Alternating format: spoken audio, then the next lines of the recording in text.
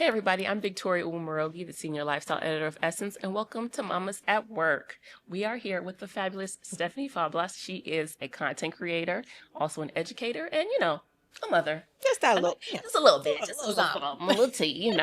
I'm sure you've seen her. I know you've seen her darling daughter Cadence as well. And we're here to chat all things motherhood, her big move, her great foundation that she's starting, and more. So let's hop right into it. Thank you so much for being here, Stephanie Thanks for girl. having We're me. pretty much already like We're new locked in. friends. We're locked in, so it's Yeah, fine. we're gonna Yeah. go get drinks Okay. later. If you see us out and about, leave us alone. We're connecting. We're Thank you. pretty much best Yeah. friends. But anyway, first and foremost, welcome. Thank you. And I know you recently packed up.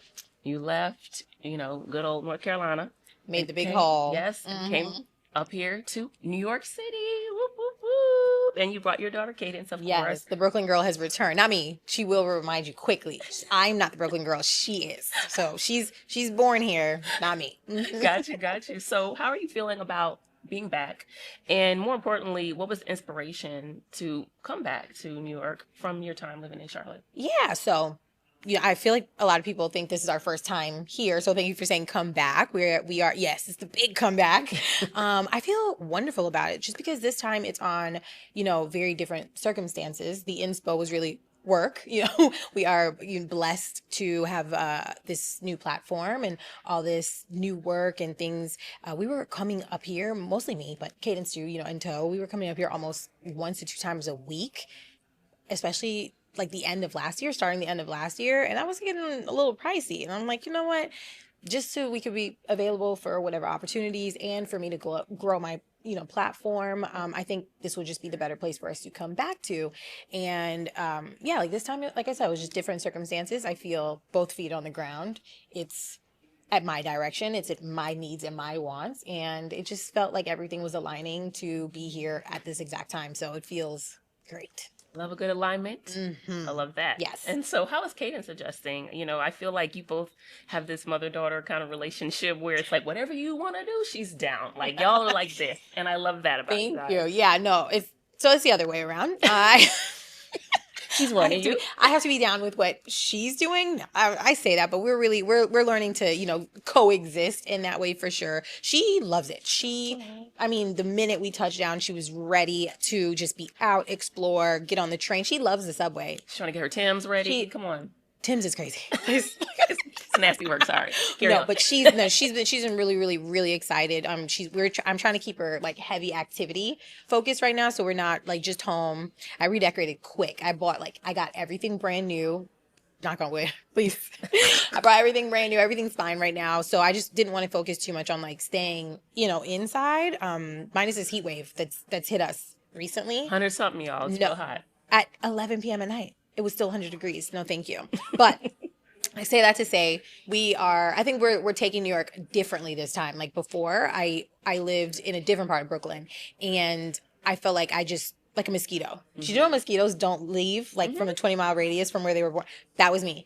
I just felt I was circling that area. I just went to work, went to whatever I needed to, back home. So I didn't really explore. Like I don't know Harlem. I don't know the Bronx. I don't know. Like if you say like Upper East, I'm like... What? Like, you mean by that? Right. Yeah, but this time, no, we've been like, we're on the train, we're on a ferry, we're getting lost, we're doing a thing. That. Like, we're going to really become New Yorkers this time. Yeah. Love that. You have an adventure together. Yes. And you guys have so many fabulous adventures together. That's your road dog. No, that's my besties locked in. I mean, love that. I hope she chooses this when we're older, Like, not me. I'll be young forever. But, I hope she really chooses to hang out with me for as long as possible. Like, that's my goal. Like, I know I've made it as a mom. Like, I really did a good job when she's like a teenager. I mean, realistically, she's going to slam a door. I will take it, but she will slam a door. But, I just hope we stay friends. Really. I'm sure you will. I'm sure you will. And speaking of Cadence, so many people have embraced her as their internet niece. What has it been like watching her come into her personality like this and seeing the both of you become like the mother-daughter duo online? So we are both still getting used to it, just because I think we regard ourselves as very normal. Like we're just chilling, I just so happen to have, thankfully, like touch the hearts of so many other moms and daughters and, soon to be moms. But when we're out and people approach me, especially like the other day, someone was like, Stephany? And we were on the sidewalk, random. I turned around. They were like, I know that Bob anywhere. the bob. Not I can't grow my hair back out. Like they're recognizing, just certain characteristics about us without even knowing that's us first. So that's all. That's I think that's gonna take a while to get used to because again, like we're just normal people. It's just me. It's Stephany. It's Cadence. I think for Cadence, she hasn't shown any signs of being overwhelmed by it. I think we're also just really blessed that people who are in like community with us are, like I said, either mothers, soon to be mothers, aunts themselves or whatever. So they've all respected boundaries and no one's like, jumped on her or like made her, do anything she didn't want to or anything like that. And they do ask her every time before they even come closer or interact. And I think that's always been, like knock on wood, we have not experienced anything that didn't feel like actual family who understands. So yeah, it's been great. It's been great. We're just getting used to like people thinking we're something more than we don't put ourselves on that platform. So, Got you. And obviously the obvious next question would be, do you ever have concerns about like sharing her with the internet in that way? Like she's got such a big personality. She's so fun. But the internet is a crazy place. There's a lot of crazy folk out there. Not y'all watching. Yeah. But yeah. And so how do you as a parent balance like what you want to share and what you do share with what you're like, let me be protective of that. How do you go about that? So I think I lead in sharing my story. She just so happenstance comes into play. Because I had my platform for a while before I decided to have Cadence. And I don't even think I made a conscious decision to include her. I think she just popped up. Like she was just like, hey, she's like, I'm here. Or I think we might have done like a dance or something together. I don't even remember what her entry point was, but I make cute kids. Thank you. You're welcome. But so she remained, but she's not, I wouldn't say she is the focal point of what I am sharing. I'm sharing my journey as a mom, my journey as, becoming a single mother, and what reshaping life looks like for me. And obviously I'm a mom, so she, appears in some of my things, but she's not the focal point. And so I'm not worried about overstepping her boundaries. But what I do pay attention to is maybe like I won't share certain spaces of hers. This is private. This is her room. This is her. This is what she does when she's here. Or small details of her day to day. Those maybe I don't. I won't share. Or I'm careful not to share those. But otherwise, I think I'm good with that because this is my story. She's just in it. She just happened to be a part of it. Yeah. Okay, it's really about me. It's always been about me. Something you said on your podcast, which we'll get into a little bit, was that you've been, through your content, sharing what it's like to, as you said, be a single mother and specifically raise yourself while simultaneously like raising a child. Can you elaborate on what that means? I thought it was pretty brilliant. Thank you. So I mean, for me, essentially what that means is that her health, her wellness comes after mine. I think that once you realize that as a mom, and especially as a mom who I have been struggling since I was pregnant with her, like literally since I learned I was pregnant with her, I had so many layers of things I had to deal with, whether it's my own healing, getting away from someone that I needed to then heal from, still healing from. I had to prioritize my health, my well-being, my wants and needs, and understand that is not selfish because literally my health determines and dictates her health, whether that be physical or emotional. And so, I'm raising myself while I'm also raising her because there's a lot of unlearning. There's a lot of relearning. There's a lot of, it's okay to take parts of how you were raised and blend it with the new way that we are learning now that we have a lot more education about, how these things affected us, how these things will affect our children. So, you didn't mention it yet, but the name of the podcast, Afterbirth, I think that's exactly what it is. It doesn't stop after that birth. And even if you have not given birth is a requirement for that next step in our lives. We have to rebirth ourselves over and over. And we talked earlier, I'm going through one right now. Like it's just I have to see a new way of parenting yet again. Yeah. And it takes a lot. Yeah. Every week. I think, these are the things that I want to be extremely honest about again in sharing my story. Like, hey, it looks cute. It looks cute, but it is the furthest from cute when you shut that camera off. It is the furthest from cute to raise a child. And to raise them properly, like in the way that you want to be proud of them and you want them to be a functioning member of society, it is not easy work whatsoever. Yeah. So that birth is over and over again if you want that to happen properly. Yeah. I love that. And with that in mind, how did that realization of like, my needs are paramount in the effort to be the best parent that I can be. How did that inspire you to create the app? Well, it's just Afterbirth, not the Afterbirth. No, yeah, it's afterbirth. Yeah, afterbirth. Podcast.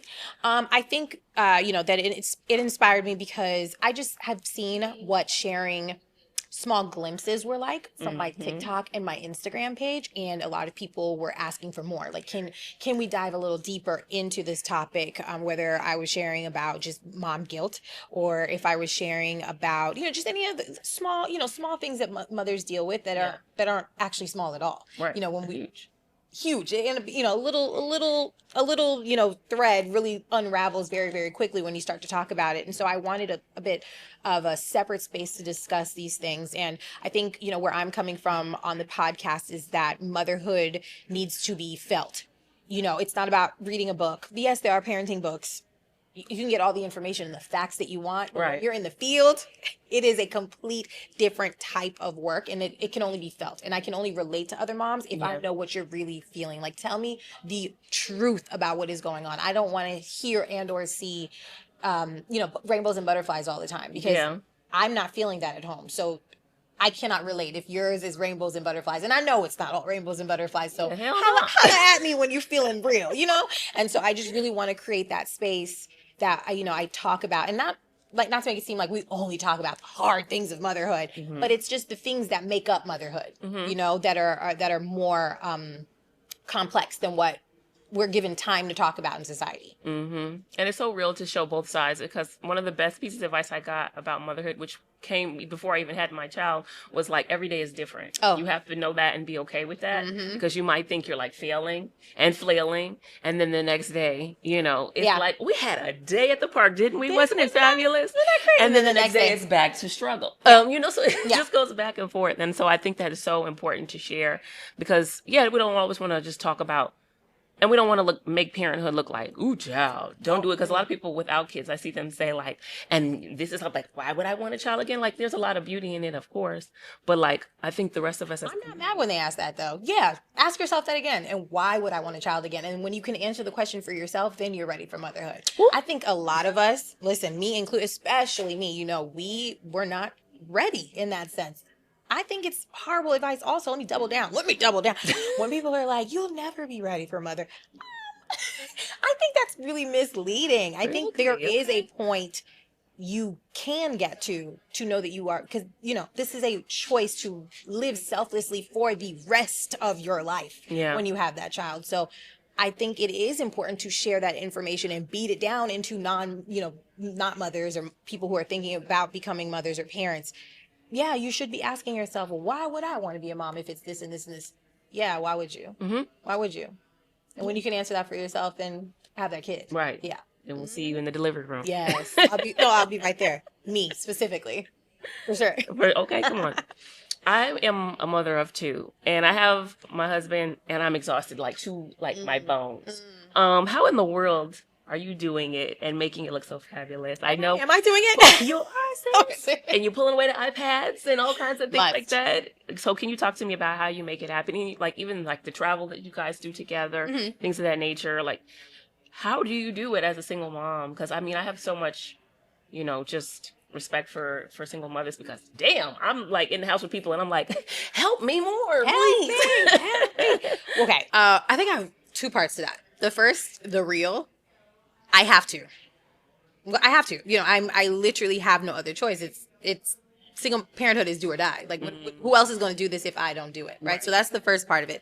The second part of it, and it's still my honesty, I do what I can. Thankfully, I have a child who is a bit more emotionally tapped in. She understands that it's just me and you. So she does step up and step in a lot in doing things for herself.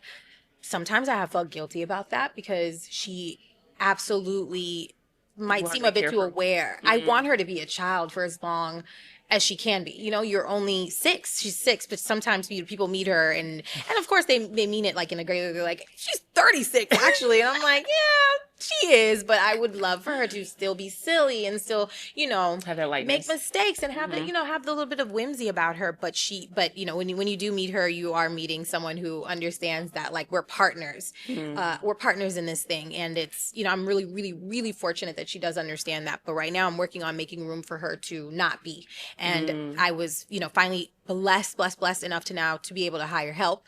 So I do have a nanny.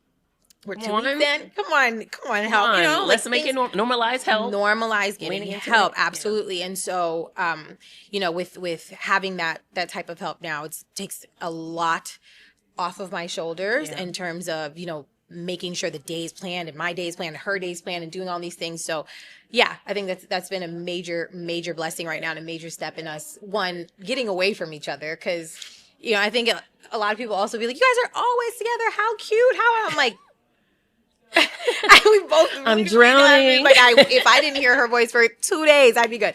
But this is really, really helping, because now I haven't done the day with her, so I'm excited to hear about her day. She's excited to hear what I've done today, and we can actually talk at dinner rather than being like, shut up. Like, we're good. So yeah, finding help has been crucial. Monumental for the motherhood journey. Yeah. Got you. I love that. Why would you say it's important to state, that honestly parenthood can sometimes be a little trash? Not full blown trash, but very difficult. Medium trash. Medium trash. Yeah. On your podcast, you talk about the reality that you can, we love our children and still sometimes hate being a parent. Even Kiera Gaines, the internet personality, who's a therapist. And Cadence's uncle. We love him. Okay, yes, we love him. We love the entire family. Just Cadence's little cousins, absolutely. Yes, he said the same thing. How can not being honest, as you mentioned a little bit earlier, about these realities and that just feeling and it being okay to some of this kind of sucks. How can not being honest about that do a detriment to other mothers and fathers out there? Well, you don't prepare them for what the reality will be. And again, that reality is different every single day. Going into parenthood woefully unprepared or, without any type of expectations of the reality of things, I think I'm not even worried about hurting those parents. I'm worried about those children that they'll end up having. How will they form? How will they be, able to stand up to adversity? What would they learn? Your parents are still flailing and learning and trying to, figure it out themselves. And whose responsibility will that child become if your parent was not ready for it? So I feel like by sharing the truth, we are helping to not only prepare future parents, but we are helping to create a better place for that child, than that next child to be born in, so that they're supported, so that they are actually brought up in a hopefully secure family, have proper attachments and whatnot. So yeah, it's I think it's extremely dangerous. You know what it is right now, like how we can see everybody wants children off their iPads, but there are no spaces for children to be off their iPads. We're not creating that community because no one is being honest about, one, what it looks like when a child is off an iPad. When I travel with Cadence, she doesn't even think about electronics. And you know why? When we're out of this country, everyone is raising a child together. We're like our trip in Italy, I could have went. Everyone else in that restaurant would have raised Cadence just fine. Better than me even, because everyone is attuned to the community and to the children, and they are their priority at all times to keep them safe and to keep them engaged, and whatever's happening, they bring them into it, which is a different experience here. And I think it's, we want children to act like children, but we don't let children be in the state of a child. Yeah. They can't cry on a plane. Yeah. They can't, run around outside even. Like, people are annoyed at kids running around in a park. Excuse me. You know what I mean? So I feel like if we don't continue to share the real of what children are like, this is what childhood is, this is what it sounds like, this is what it looks like, and it's not always rainbows and butterflies, then we are continuing to create a world that pretends they want children here, but they're not ready for children here. That is a huge problem. Even my old neighbor would give us hell about my children running in the house and playing with each other after school for maybe an hour before they went in the tub and went to bed. I can understand. I mean, if it was one of my friends is dealing with this as well, her neighbor, just moved in. It's 6 p.m. and she's mad that she can hear pitter patter upstairs. Get her home. I don't know what you want me.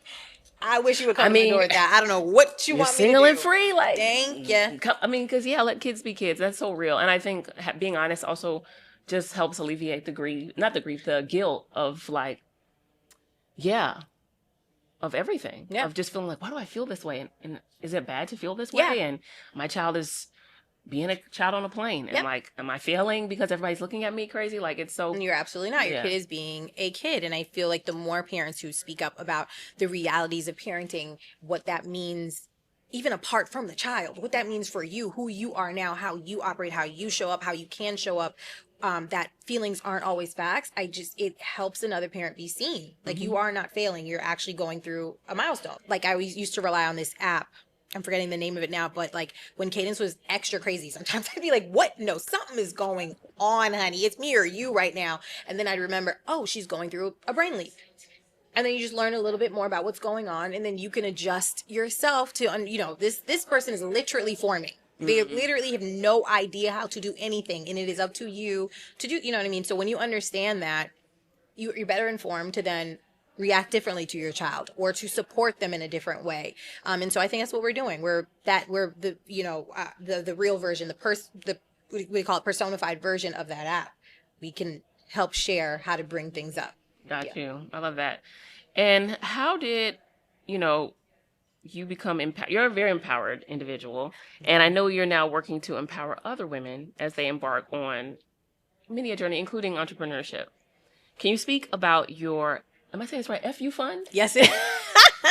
I'm like, could be food. No. It's Food given fun. spicy and Food playful. fun. No, it's definitely FU fun. It is and thank you for asking about that. That is something that's my new baby. It's my new baby.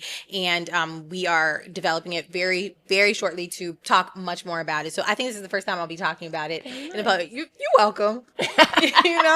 I'm breaking the exclusive here. But no, it's called the FU Fund. It is my nonprofit, which I actually started with my financial advisor, Danae. Nice. She's over in LA. That was a huge other thing I did for myself. I got a financial advisor. This time I said, I'm not going to F up the money. Okay. We got to make money. We got to do what's going on. Yeah. And I was not brought up to have a lot of financial literacy. So I struggled with that. Yeah. We're just trying to survive. Like, I've gone through several periods where it was check to check, really making it work, really just doing what I have to do, and I felt blessed and fortunate to be there. Yeah. At least the bills were paid, but it was that was it. So this time I told myself I was going to get a financial advisor because I really wanted to understand my money habits, my money psychology, and how to make my money make money for me. The reason, though, why I was inspired to create the FU Fund specifically was because, and it's a play on, FU money, Ah, I got and I want to say that was really like the housewives then, and who wasn't working, and you're at home, and before the rights, before we got rights, and you always want to keep a little something tucked in case you got to get out of something, in case you got to get away from him, in case you got to, you know what I mean, do your thing. And so that is exactly what the FU Fund is. I want to be able to provide other women, other persons, but primarily women. That's what we're launching with, to be able to get out of whatever it is, to be able to get yourself a little financial security so that you can make your dreams come true, so that you are not tethered to the thing that is holding you down. Mm-hmm. You can cut those ties. And I know that's what helped me. The second I was more financially secure, there were a lot of things people could no longer say to me. There were a lot of ways men could no longer treat me. Mm. And there were a lot of prisons that I was holding myself in that I was able to open the door. Mm. Like, I don't need to stay here anymore. I made this bed, but I don't have to lay in it forever. Mm-hmm. And so I definitely want to be able to provide that opportunity for as many women and young girls as possible. I love that. Thank you. And lastly, part of being empowered is being able to pour into yourself. And I know that's difficult for everybody even when you have support. But in what ways, when you have, it's like now a part of pouring into yourself is getting help. But what other ways that, you practice self-care to be the best that you can be, not just as a mother, but for yourself? We're getting there. Okay. I think we're getting there. Yeah, we are getting there. I think right now I'm still in transition. I'm doing the things slowly. Getting the nanny is a big, big, big one. I think I'm going to give myself permission to sit in that. Yeah. That was a huge, check off the thing. And I think that's going to hold me over for a little bit. Speaking of the truth of things, right? I got a nanny. It looks great. But now I have a lot of time on my hands, right? And now I'm noticing a lot of holes. I'm like, Oh, oh, I I have have no no organization. hobbies. Yeah, I have no hobbies. I have no organizational skills. I'm sitting here getting on Cadence's back to make her bed. You should see my bed this morning. Like, it's just, there are things that I need to recoup You for have myself because room. I can see now that, Yeah. oh, like, you do need to organize this. You do need to have this time. And I look like I'm together. I look like but I'm not at all. And I have all this time now to see that. So the pouring into myself is going to actually not look like spa days and walk and whatever. It's going to look like getting my life together for real. Like the Come on. real Yeah. things, you know? So that's what it is coming. That's coming together. I love that because I love that people are pushing away from like, yeah, self care is like, getting in a bubble bath and, having a wine. Like a lot of people are really just like, it's just sometimes just being still. Yeah. Sometimes just like, now that I have the space in the room to like look around at my life and my own situation myself, I'm And like, getting it together. hold up, yeah, let me get myself together. Absolutely. And it's space to do the hard things. Yeah. I don't have to be frustrated because I'm trying to do the hard things, but yet my child needs me in that exact moment. Right. And You got to it's choose. exactly. Yeah. And I'm not. How many times are really going to choose the Yourself. self betterment? You can't. Yeah. So yeah, I feel. Yeah, I bought myself space and time. I love that. Yeah. And lastly, what's next for you and your adorable daughter, Cadence? Now that y'all are taking New York City, like taking it over. In Tim's, I'm like putting it out there. We need to get matching ones. Oh, we can get pink ones. Sponsorships, Really come on, make it happen. Thank you. Get some money. But yeah, I mean, what's next? Let me see. I think what's next for us, I feel like I'm just going to be working on a lot of our, my platforms. And I really am excited to continue to grow my podcast. Yes, after birth. birth. Thank you. I'm really excited to grow that. I'm really excited to launch and grow the FU Fund as well. As for Cadence, she might have the acting bug. Something. She's been holding. She loves performance. I mean, she will hold anyone that comes over captive. Oh. Like you have to stay. You have to listen to her performing. She's singing. She's doing a little thing. So I'll let her explore that. I think she's at the perfect age where, right now, whatever she's saying she wants to explore, I put it behind her. Yeah. She's really into arts and crafts, really into the performance world. So we'll see where that goes. But other than that, I just really want to hone into my craft. I want to hone into her creativity, and that's that.